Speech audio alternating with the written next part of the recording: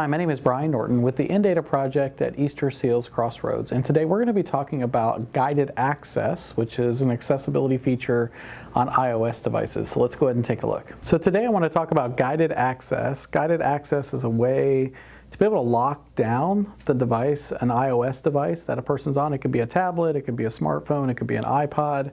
I think it's available on all of those platforms. But anyways, what you do is you come to the bottom of your, you scroll down in your settings menu, you go into accessibility settings. At the very bottom of accessibility settings, there's this tool called guided access.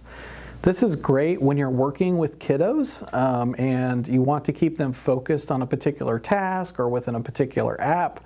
As you know, a lot of tablets and their phones are connected to the internet, so they have unlimited things they could be interested in and want to do with their devices.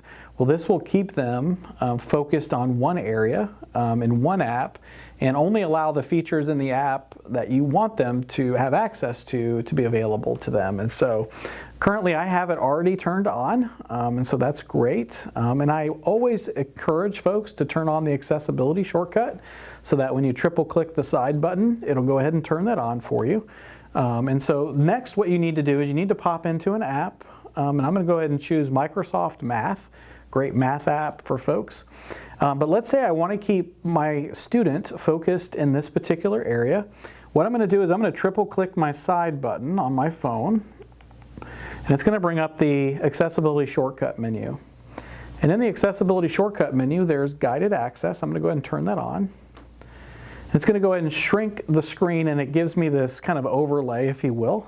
And what I can do from here is if there's any part of the program that I don't want them to have access to, like let's say I do not want them to be able to take pictures or draw equations, all I have to do is circle those with my finger, and it's going to go ahead and cover those up for me. And I can kind of make that bigger, smaller. So it's actually now drowning those out.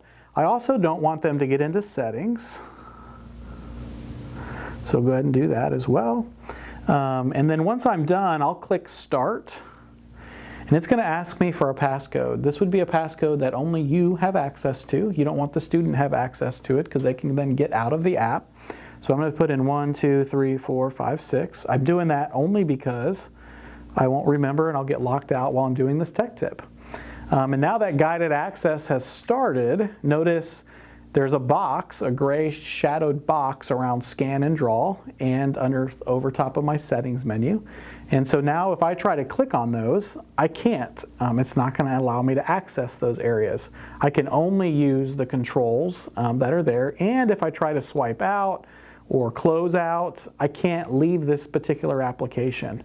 And so until I go ahead and I enter, I got to triple click and turn guided access off.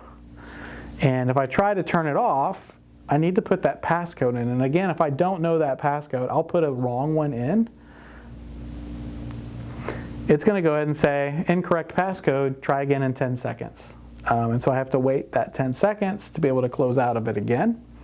And then once I do and I put in that correct passcode, once you're done with the student and you're ready to move on to the next task, go ahead and turn that off, triple click the side button, click on guided access, enter the correct code, and then you're back out and you can end the program up at the top left-hand program. And now those boxes are gone, and now I can get access to those particular areas. Well, that's your tech tip for today. I want to say thank you to the Indiana Telephone Relay Access Corporation for sponsoring our captions today. My name is Brian Norton with the In-Data project at Easterseals Crossroads in Indiana.